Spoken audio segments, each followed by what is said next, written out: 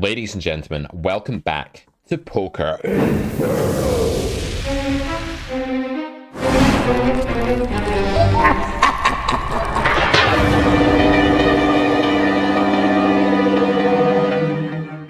Today's contestant is Alex from Greece. He is playing 100 Zoom on good old PokerStars, where I first learned to cut my teeth in online poker back in the day. Some say that PokerStars is dying, that it's been dwindling for a long time. Some even say that you shouldn't put any volume in there. But Alex begs to differ, and in this video we're going to see him battle some fellow regs in the 100 Zoom pool. One spot in particular comes up where he almost folds aces in a 4-bet pot. Would you fold this spot? Let us know in the comments. This, ladies and gentlemen, is the Weapons of War page on Carrot Corner. On this page you can see the full syllabus for the course, and you can watch a little video of me talking about what's in the course. You can also click the buy now button and get the course while it's still £100 off, and that's only going to be the case for another day. This is the 13th of November. The early bird sale is almost over. This is pretty much your last call, your last chance to get Weapons of War £100 cheaper than it will be ultimately, i.e. tomorrow. But in the meantime, please enjoy Alex's battles at 100 Zoom as I sweat. Hope you take a lot away from this session.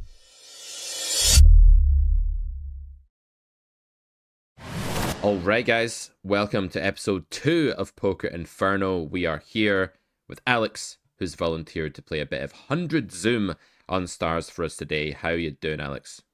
Nice to meet you, everyone. I am a Zoom player regular, trying to do my best here, being judged by the current man himself. Yep. All right. The whole point of Poker Inferno is that you are anxious and terrified and fall to pieces and don't know how to play poker anymore. So yeah, that's what we're going for. We're going to sit in, sit out. You guys know the format by now. Let's get started.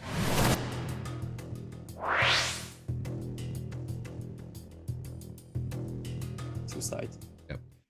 I will. He's a 50 big blinds. If he was 100, I will go for the 3 big blind opening size from the bottom. It's actually, I think, a regular. Check a rabbit. Okay, here you can do a lot of 4-betting. I will flat sometimes. We'll 4-bet this time. Go 2.2, 22. He snap calls, get a board with the queen of clubs. Can do some checking. It's a mono board. We have a lot of passivity. We can bet. The snap check, that doesn't mean anything. I will go for the 10% one, like the size mono board special. Quickly calls, we get a 7. He shouldn't have a 6s in his range. Full houses. He either has a flush, a pair. I think we can still attack with the small sizing here, with the queen of clubs. Put all his pairs on the tough spot. Nice. So yeah, ace queen here, button against small blind.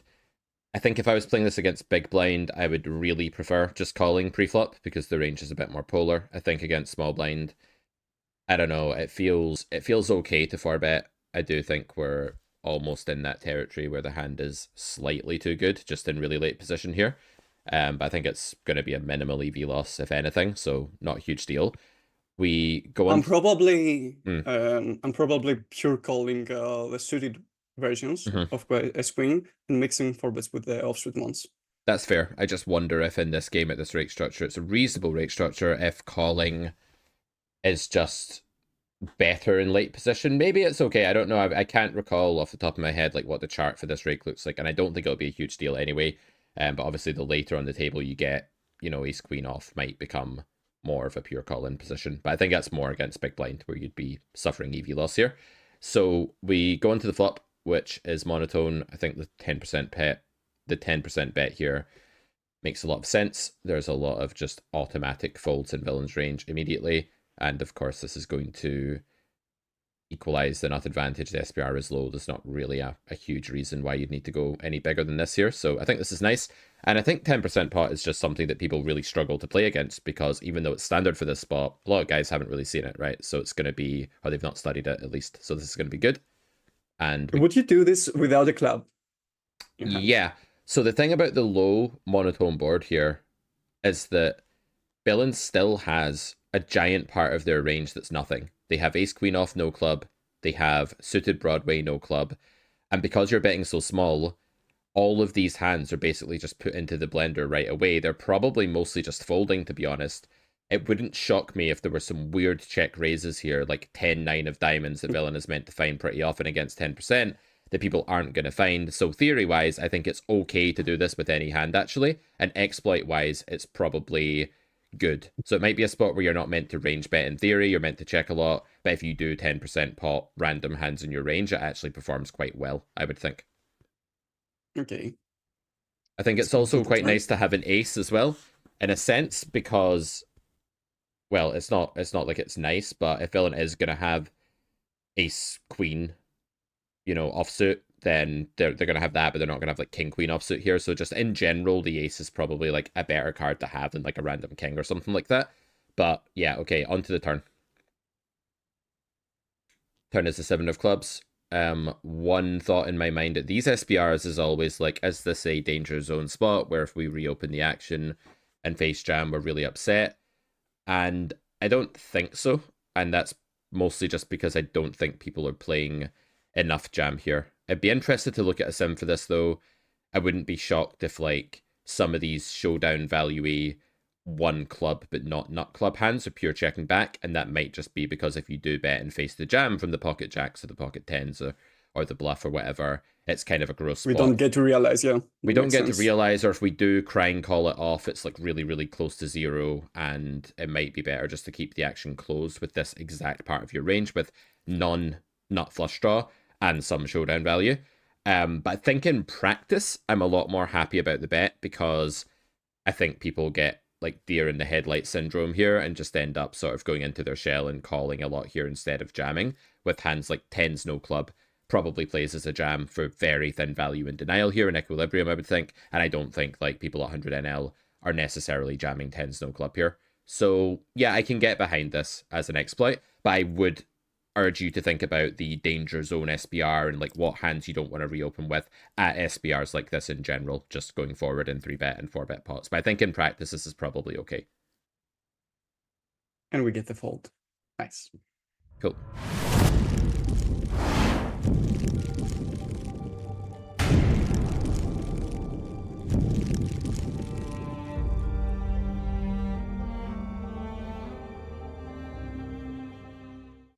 Okay. Versus a very good reg. Brazilian one. Very aggressive one. Mixing some 4-bet, some calls. We'll 4-bet this time.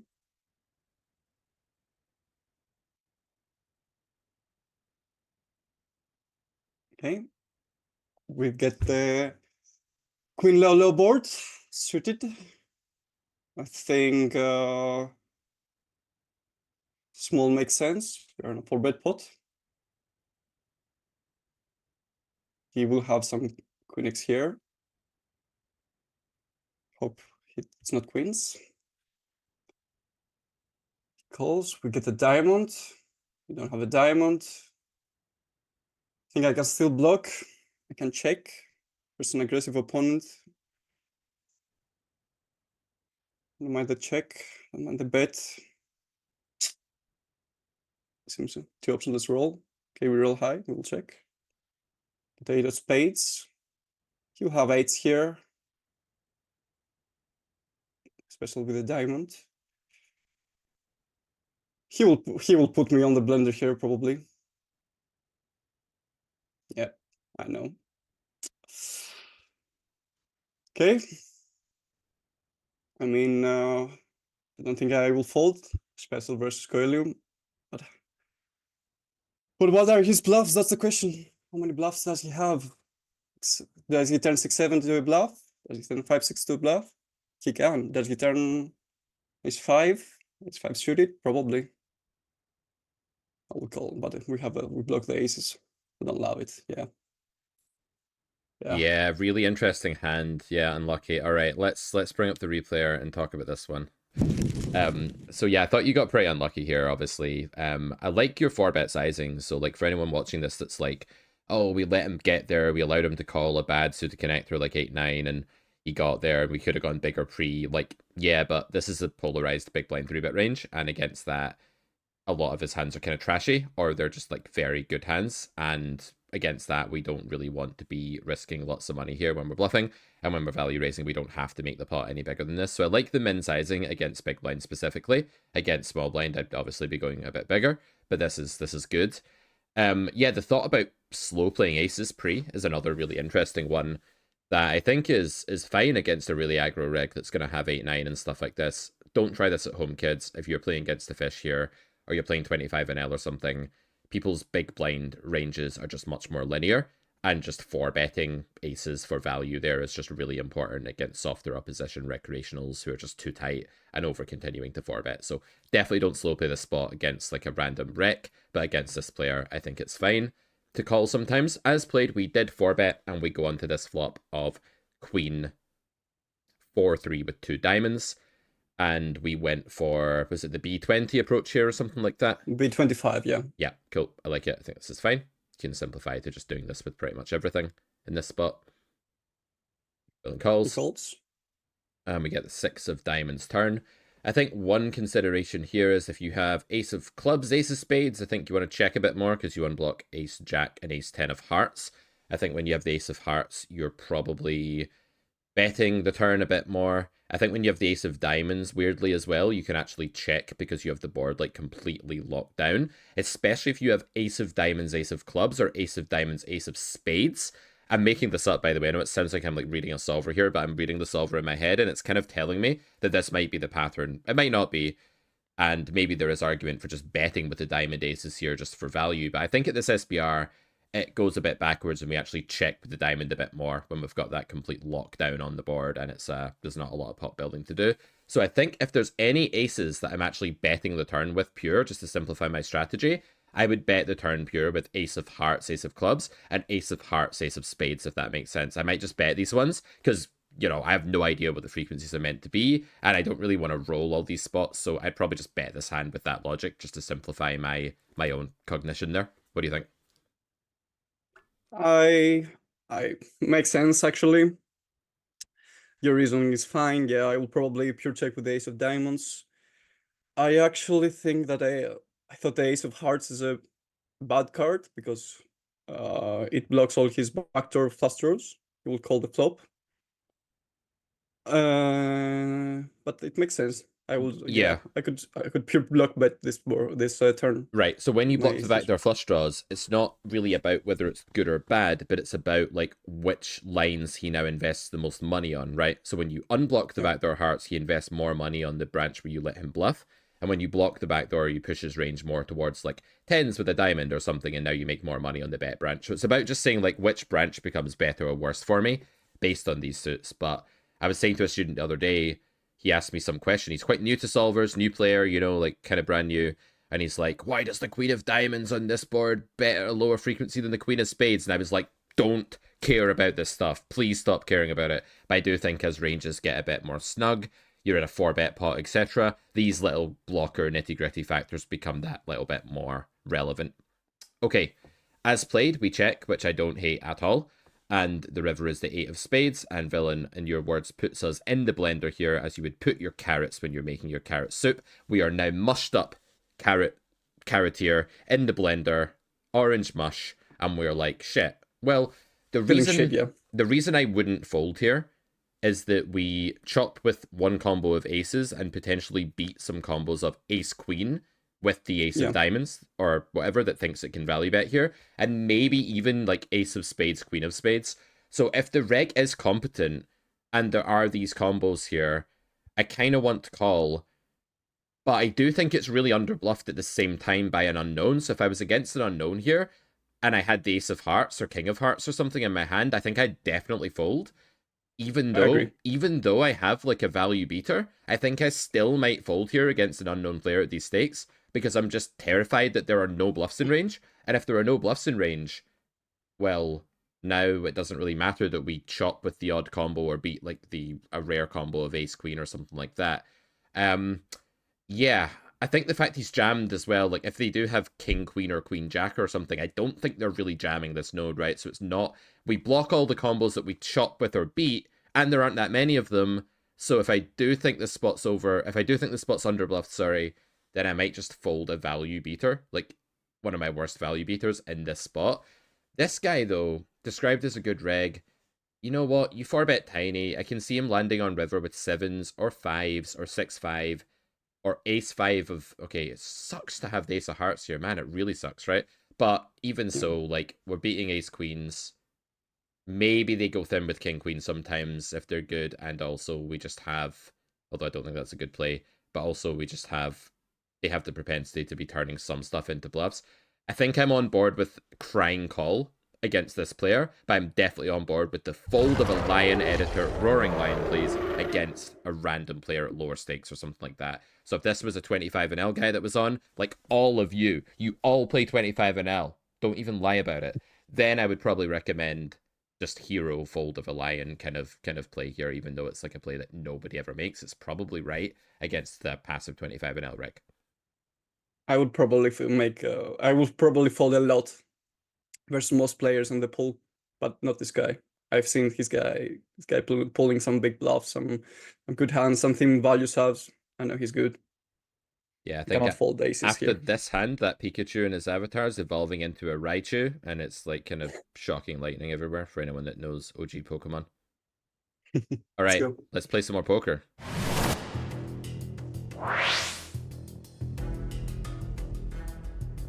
I will open this. This is 30 with 31, very small sample though, so we don't know who this guy is. From the UK, he's probably watching. Let's go. For 3, not a great board for us. I don't know if we can steal some small bets. I mean, I am on the bottom of our range. I will try some small 33%. Try to steal. Really bad board for us though, if he knows what's up. Let's see. Yeah. 3 spades. It's good to have the 8 of spades, but I really don't like this board. We will check this. Probably give up. You will also have all the 5s and 6s, so ace 3 pairing is probably a good thing. Let's find one more with 8 of spades.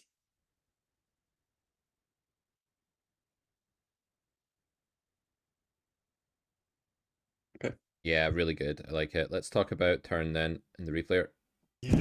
So yeah, you kind of talked yourself into this, and I think that's right, because if you think about this spot, well, firstly on flop, I'm going to be betting against an unknown here. And the reason for that is that I've talked about this a million times, and for any Carrot Corner subscribers, I talk about this in episode 8 or 9 of True EV, I can't remember, but it's about how to build a c-bet strategy against recreational players, basically.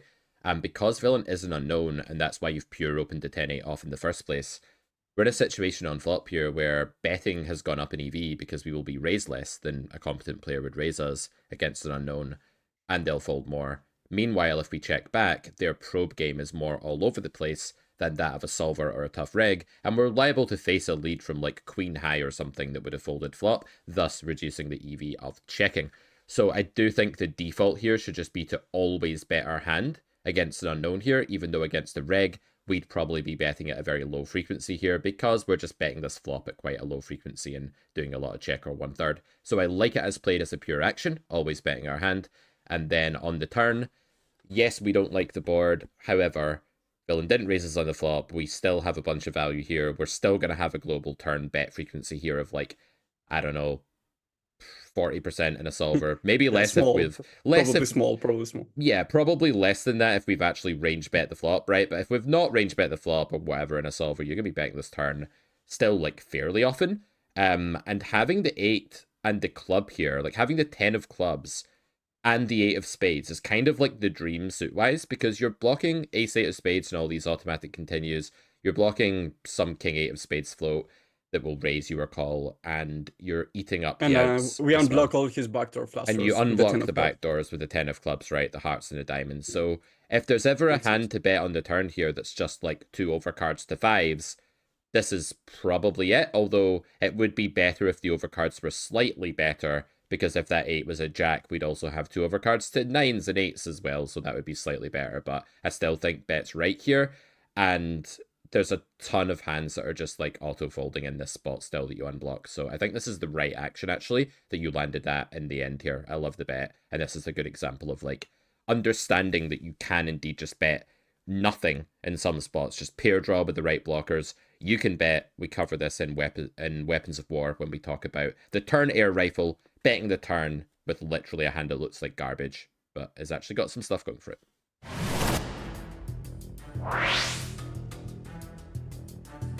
I'm a bit anxious, but I love it. Okay, this is probably very aggressive regular.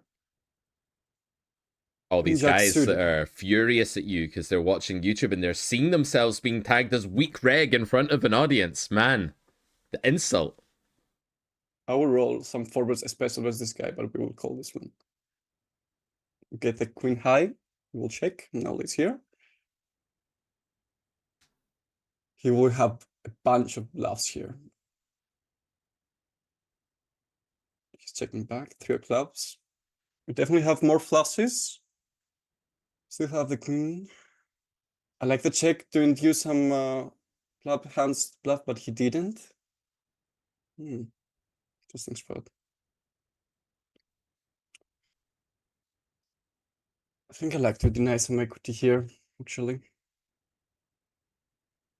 Still have our queen. I think he will bet most of his queens. Yeah. Yeah, 4-betting Queen Jack in these positions, I have to admit, it's not something I've ever done. And I think I just favor like a bit more premiumness in the blockers here. If the guy is really aggro, He's really aggro. maybe Really it's okay. However, I still think that there's some downsides to that. If he's the type to, for example, 3-bet all of the ace queen off and then flat a 4-bet with it, that could actually be a bad thing for us 4-betting this hand. So I'm still not sold on the 4-bet being an option here. I think I would just always call my hand. Okay, onto the flop. So the checking range on this board, I would imagine, is mostly just going to be weighted towards under pair, ace high, stuff like this, but might have some slow plays in it. On the turn then, what's going to happen on the club is that villain will have some flushes, they'll have some pair plus flush that's kind of mergy, they'll have some flushes that are really nutted, they'll have some overpair that's like pretty nutted. So in theory, I can see small bet being a really common option here for out of position, just like probing a lot with a hand like a frail top pair, or maybe like a pocket pair plus a club for a bit of denial, or maybe even like tens no club sometimes for a bit of denial. I can see those hands probing here. What it might be good to do in a spot like this is just try to decide how you're going to construct your range. Like, are you going to play any big bets? And if so, what sizing is that going to be and what hands are going to go into it? Are you going to play 2 sizes and have a block and a big bet? Or are you just going to have the big bet or just have the block? Once you've answered that question, you can decide what to do with Queen Jack. My instinct here is to block with Queen Jack. Yeah, block makes sense. I think with big bet, the problem is that it's just I mean, it's okay because they do have some combos of like 9s and 8s and 10s, but this is under the gun against buttons, so there's probably a bit less of those pocket pairs going on, and a bit more of like the overpair slow plays going on maybe. And I don't hate you're playing a vacuum or anything like that. I think if I was building 2 sizes here, which I would have a B75 and a block. I'm putting this hand into the block almost always, probably just always, and then using the big bet with like ace queen, maybe king queen. But queen jack to me is going in the same bucket as the pocket tens type block is going in, I think. Okay, but my read is that he's not slow playing. Mm-hmm. This guy is not slow playing. He will not have flushes here. He will not have overpairs here. That's why I'm targeting all his underpairs with the club or his ace-x with the club. That's why I use the big bet. Alex, did you just come on Carrot Corner and say no? I didn't targeting? say targeting. Sorry. I meant I'm focusing on these hands because I think I'm not targeting specific hand. I'm targeting a range that I believe he's. I'm trolling. It's fine. Targeting is fine when used in that way. You know, when you say I think villain's range is X, so I'm going to target X. Like, it makes a lot of sense. It maybe strikes me as redundant. We could just say his range is this, so I'm doing this. It's more of a problem, obviously, guys, when we say, oh, I'm targeting eights. And that's just our whole thought process. Or like, I'm targeting flushes. I'm going to check fold to target flushes. You never hear anyone say that, right? So targeting can be okay. Oftentimes it's not. There's a whole meme about Pete hates targeting. So I thought I'd point it out. My verdict on your read, Alex, is, drumroll please, editor. Yeah, it's pretty good read. If it's correct, then the play is good. So if his range is mostly tens with a club, you know, here, or without, nines, eights, ace king with a club, if his range is literally capped and equity driven and worse than queen jack almost always, then we should big bet. That's exactly what we should do. So good job if that read is correct. Is that a specific player read or a pool read or somewhere in between? It's a specific player read. Cool. All right, I like it then. And question: what do we do with our ace-4 suited here? What sizing? Do you still prefer to block? With ace-4 suited, I think you have enough equity with the overcard to the pocket pair and the gutter that you can throw that into the big bet range as well. Most of your big bet combos here will be stuff like ace king with a club or something, or whatever. But I think a gut shot, like something like ace 4, is still fine for the big bet here. And I wonder if ace 5 is actually weirdly fine for a big bet here as well, with like the 5 out, the ace out, and cleaning up a load of useful equity. And if you do bet big here, I'd imagine like eights without a diamond, without a club, is meant to fold. So you probably have a hybrid here with ace 5 as well, just to take that a bit further, or 5-4 or something. You probably have a hybrid. I like that, exploitably. I like it. Cool. Okay, let's move on.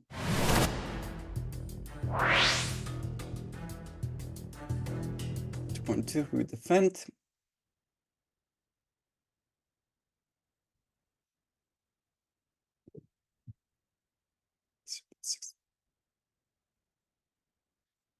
I will raise this combo. Definitely have more to 6. I like my backdoors. We'll have to go that big. Let's go 50%. Yeah, this is printing money in every pull. 3-5. We're on the flop here. We're going to go for check raise. I'm guessing you just went for this pure rather than rolling. Yeah. Yeah. Obviously, in theory, guys, you're allowed to call. You're allowed to raise here. The lower flush draws are going to raise a bit less often than the bigger ones, but it's really not that important.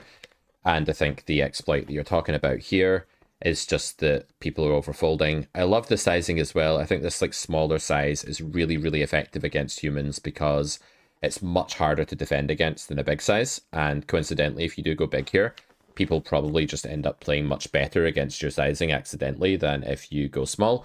And this is basically just Weapons of War, episode 3, The Swords of Check Raising. I think it's episode 3. In that episode, we actually outline when do you use a 3.5x flop raise and when do you use like the bigger 6x or whatever it is, like against the 1/3 pot. And the answer to that is that when you're interested in raising some mergy hands, right? Like you might raise Queen Jack here or Queen 10 or Queen 7 of diamonds or something like that. And when you're going to raise some of those hands for value, you want to go for the smaller sizing. If you're like big blind against under the gun and the board is like ace queen 4, well, you're only really raising with 2 pair or a set now for value. So you should just go really, really big. And it's about understanding when you're going to use that 7x, when are you going to use that 3.5x, and then exploitatively, yes, all of the optional raises here in Equilibrium are probably best played as pure raises against non-strong players, against like randoms or recreationals or bad regs or whatever. What was the blue tag again, by the way? More passive reg. Okay, tight reg. like it then. Yeah, just always raising your hand makes a lot of sense. Yep.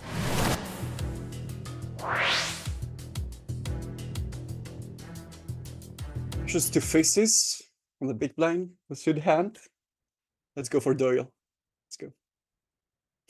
A tribute to the legend. Let's say again, we have an ace high board. Shit check. Okay. I like my 10 of hearts here. Though not the 10 of hearts, but the 10 in general. I like that. I saw fear. Block 10 king. King 10. I smell fear. I attack. He will have a lot of queen X here. Get the flush. We will bluff definitely. How big? 10 seems this seems frightening. He has queen, king, queen, jack, king. You have my money. It's okay. It's okay. It's okay. Okay, let's talk about this adventure with the Doyle Brunson. I think this is a term I got from the great YouTuber and live vlogger Gazzy B. An adventure. Villain goes on an adventure with X-Hand, fellow countryman of mine. Shout out to him. Yeah, this is obviously, I think, a losing call pre, but hey, we're here for content. You kind of said that. I'm not going to be hard on you for that. As played, the key word here being as played, I think it's a lot higher EV to check the turn and bluff the river if it goes check by button. And I would say here, like, okay, in theory, you can probably lead the turn sometimes with a gutter, although it feels dicey. But in the solver, there's no transparency because everyone plays perfectly, and in real life 3-way pots, there's so much transparency, right? People are just going to tell you what they have. So if you check this hand and villain like bets the turn, they probably have 2-pair plus a lot of the time if they bet big, and you've just saved yourself like a horrendous bluff into 2-pair, and the small blind is going to underbluff the river. And then if button's checked back, you have a really winning river overbet or something like that in that node into 2 players, I think. So use the transparency, bluff later. It's a messy board. Your equity's terrible. If you're going to bluff immediately, be more equity driven than just a gutter, I think, is the way to go. On the river, it's a bit problematic because literally every combo of King X is going to call you if you go big, and the flush is going to call you if you go big, and 2-pair might call the sizing too. I think you've oversized this bluff. I think if you want to make villain fold queen 9 or ace 6 or something, you can go like 40% pot or something and achieve that. I think this is way oversized, and the clue here is texture changing river. When the texture changes in this massive way, it would be really, really rare that you would make a big bet, especially without like a diamond blocker in theory, and in practice it's maybe even worse because villain might just play absolute hand strength and call 2-pair to this big sizing. So definitely not a fan of the river sizing. I don't think I mind bluffing, but if I did bluff, I would keep it a lot smaller. And I'm not convinced that even a small bet is like super winning here. It might be just about winning. I'm not sure, but I'm thinking like 30-40% pot. Okay, so my thought process on the river was that he will arrive with a lot of queen 10s here, a lot of jack 10s. I want to make all of his 2-pair fold. That's why I sized up bigger. And I didn't give credit to a flush. Probably he has a lot of them though. That's why I want to make all of his 2-pair indifferent and fold to a bigger bet than because he will snap call me with the smaller ones. But I see your point. Actually, a small bet is much better in this spot. And then it's better in general. Yeah, I do think you've identified the elastic region of his range there being 2-pair. Couple of issues is one, like they might call 2-pair anyway. Sometimes when a hand is 2-pair or more, the fish just doesn't fold. And this might just be telling us that this is just not a good bluff spot on the river exploitatively. It's just a good give up spot exploitatively. And it might also be telling us that, well, you block 2-pair with a 10, and furthermore, if villain does have 2-pair like ace queen, they're probably betting flop. Ace jack is probably betting flop. They can have queen jack. Jack 10 seems fairly likely to bet flop, but not that likely. And then, yeah, I guess there's some ace 10, queen 10 in there as well. But it is a decent part of his range for sure. But I don't know, with the 10 especially, I'm less inclined to take a line that tries to make queen 10, ace 10, jack 10 fold when I have a 10. I'm just less inclined to go down that route. But I think it's just better to go small here or check. I do think that there's some win percentage here, believe it or not. And I think it comes from like 4x or something that doesn't turn itself into a bluff in the river. I think it's like 4% equity, but it's something. It's probably like more than 0 EV to check as well, which is worth pointing out if we're going to be pedantic about life here and be a nerd about it. Okay. All right, Sense. next spot. I mean, it was an adventure gone wrong. Yeah, sometimes adventures go wrong. If they couldn't go wrong, they wouldn't be adventures. There's the 2x. I like the 3-bet. I don't like this hand. I will defend though.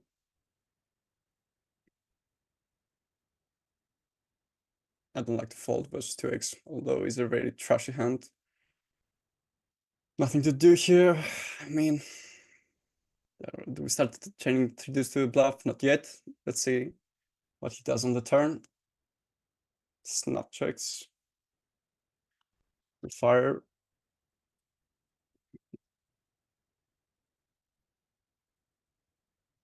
Snap calls. Get the king, not a good card. Yeah, easy fold now. Yep, so the audience might be looking at this thinking, oh, this guy's the worst I've ever seen. Because that's what they say. You know, we did one with Hugh from like the previous videos Yeah, on I the seen the last channel. video, yeah. And I don't think he played that badly. Like, he maybe made a couple of small mistakes or something, and like the chat was like, this is the worst poker player I've ever. It's like, guys, the hell are you talking about? Like, shame on you. This hand, I think, is played really well by you. Like, well, pretty well. I might do one thing differently. I definitely wouldn't fold pre, by the way, against a green tag, because that's a recreational, right? Yeah, he's a sorty fishy guy. Shorty Probably rec. fishy. We're definitely calling against shorty fishy, because like this hand is easily realizing 25% of the pot in position against a bad player. You could give me two cards with pictures of donuts on them and I'm probably still calling and realizing 25% of the pot. You could literally give me like a piece of rotten fish instead of cards and I could probably still make the call pre in this spot, right? So any two, let's go. Queen, queen 10, when they check here, it's going to be grossly overfolded.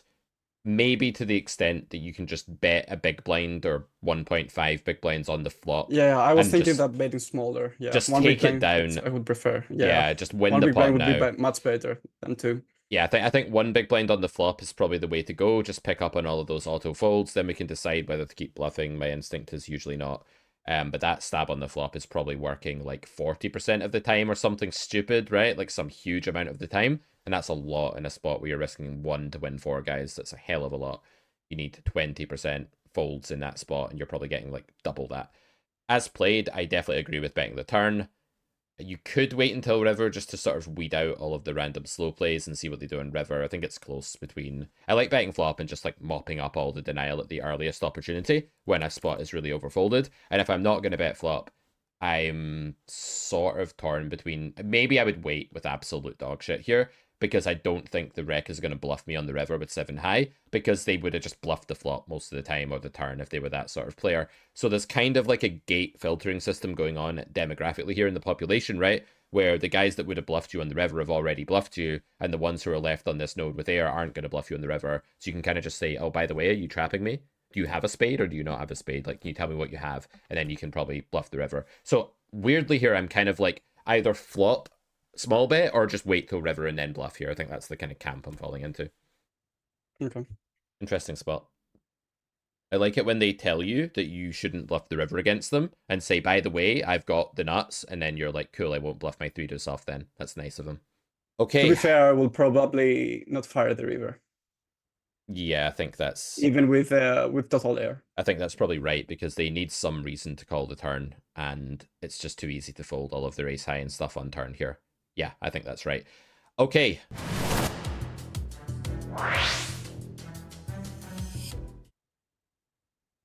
Okay, queen high board, king of clubs, love it. We can bet bigger. We don't have to. I will go the 33% road. Snap, min raised. Easy call in my eyes. Don't see doing any different. Get the king. Love that. Okay, half pot. Seems kind of weak. Have the king. Don't see any merit in raising. We could, though, deny equity for all these flush draws. Snap. Get some value for queen next. Might put us on the flush draw. Where's the face? I don't want to. He looks very tight though, but he goes small. Just call one. Let's see what he does on the river. Okay. I think I'm solving here with all of his queen next to the blender. He probably will overfold though. We'll probably have two sides here. Especially when the flush comes with 75 and the shove. I like the shove though. I think we're definitely ahead. And we get snap gold. Like Quintus. Okay. This one was interesting. King 9. We go for small. I prefer small with the marginal hands of the stack depth against the fish. I agree with you that this is just a clear call against the min raise. 1,000,000 to 1. I actually thought raising turn might be the best line here. Like, you flirted with the idea, and it felt like a battle in your head here where you were like, on the one hand, you were kind of like, oh, the default is call, the pattern is call, the big picture theory thing is call, and that was really pulling you. And then a part of you was like, but isn't race just really good? Because isn't his range just almost exclusively queen X and flush draws and straight draws? And I think that second thought's right here. The other thing is that if you do raise and get it in, it's not like you're getting stacked for 100 bigs by a set or something. The damage is kind of limited against the set here. And that may well be the green light just to get greedy against the rest of Villain's range, and indeed the bulk of Villain's range, and just raise this spot. I like raise here. I think it's an elite exploit. It's like a really A-game play, and it's a play that Crusher will make sometimes. Most regs aren't finding raise here, but I think raise is the elite play here, and it's the thing to... I like that you considered it, and I think you could have just backed yourself a little bit more when you started going down that road. As played on the river, the unfortunate thing is that 3 to a flush now exists, and it is a backdoor flush, so there shouldn't be a lot of this in your range, although there will be some ace 3 of hearts, ace 6 of hearts, 6 5 of hearts, 3 4 of hearts. But there won't be a lot of it. But Villain doesn't know that, because Villain's the fish that's just seeing a flush. If you jam here, I don't think it's the best sizing, and that's just because it's a tight-looking fish who almost always has a give up, a queen, or a slow play. The slow play is really rare, but it is possible. You can see this guy checked queen deuce because he was like, oh no, a flush, and then called anyway. There will be sets and 2-pair at some frequency fish checking the river because they're like, oh no, there's 3 cards that are all red. They're all red. There could be 5 red cards. There's too much red, and they're checking. And then they're like, yeah, screw you, bro. I'm not folding because I'm a station. So I think bet like 17 big blinds. Just beta sizing that will limit the damage, and a queen will call way, way more often. Like, I think the queen is actually really elastic here between 17 big blinds and all in, and it's one of the rare spots where the fish is super elastic. You are right that you have the equity against this range to jam in theory, but the exploit is the size down, I think. Yeah, I agree. Versus a more passively looking fish, I thought about going 75%, but I really thought he mostly have queen X here. I didn't even consider him having 2-pair, although he reversed that. I didn't. I doubt on the when there are 2 flushes, they will slow play. I think they will size up bigger because they are scared. Yep. And so my read was that he's mostly having some queen X, and he will consider that the flush draw missed. He might hero call. That's why I went for the big sub. I get it. I do get it. I have some sympathy for it, and you might be right against this. I think against a stationary fish or like a really like maniac player, you're definitely right, and I would jam. I think the tighter fish is just a bit more elastic to sizing in this spot on the Heart River specifically. And yeah, I don't know. It's super hard to say, but I would just be... I'd also guess that there's some like weird like king jack in there at some frequency, or ace king or some weird thing at some non-zero frequency, or aces or something as well. So it's not that I think you're losing often here. I really, really don't. I just think that unless we think that they're stationing the jam a lot with a queen, because they're that sort of fish, I think it's probably best to size down. But I totally have sympathy for the, I have huge equity, I'm hand reading this fish, as fish should be hand read, and therefore I'm jamming. I have sympathy for that. I just wonder if it's best. Yep. Versus 2x from a face. Defend. Get the queen high. Let's see what he does. Goes half. I will call 1. Definitely versus bet 50. Get the gut shot. Checks. Easy bluff. Can overbet. Can go big. Go big. How big though? Do we have to go that big? No, I don't think we have to go that big. I think 75% makes sense. Yeah, nice hand. I don't have much to say. The only thing I'd add is I think raising the flop is also fine. Like, you do have really big cards, but you have the king of diamonds. We know it's a really overfolded node. They're not going to 3-bet enough. Like, you can raise flop there as well. I thought about it. Okay. I thought about it, but I think I'm actually ahead here. I'm actually beating his value range. I think our king jack is good. I guess the thing is that he's really merged, right? And you're beating some of his bluffs, but there are other bluffs that you're not. There are other hands that he bet folds flop that you're losing to because it's button.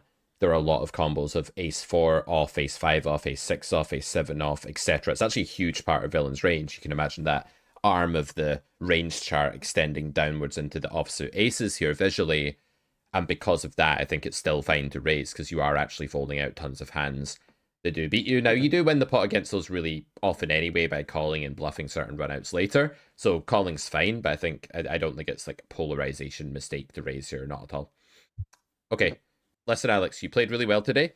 This has been a Thank you. really cool session. I think any of the mistakes you made were like small things that I could give you very quick feedback on, and you could be like, yeah, makes sense. There was no fundamental misunderstandings. Your game's clearly very solid. I love that you've moved away from RNG use and you're starting to like think true EV. If you guys want more on that, check out courses at Carrot Corner, True EV and a subscription service to keep doing that, cash injection to do that, weapons of war to talk about building your toolkit and find the right line for the job. All that at Carrot Corner. Alex, you have been a pleasure to talk to today. Been a really cool sort of reg on reg conversation. It felt like, kind of working with a peer. So yeah, good job. No, not in that level yet, but I'm glad I have the chance to talk to you. I'm very grateful for this opportunity. It's a free coaching session. I'm on board all the time for Pete. Thank you. Thank you very much. Yeah, been a pleasure. A lot of fun. All right, guys, we'll be back with another episode of Poker Inferno very soon. Stay tuned on this channel for that. CarrotCorner.com for everything else from us, and we'll see you next time. Bye-bye. Bye-bye.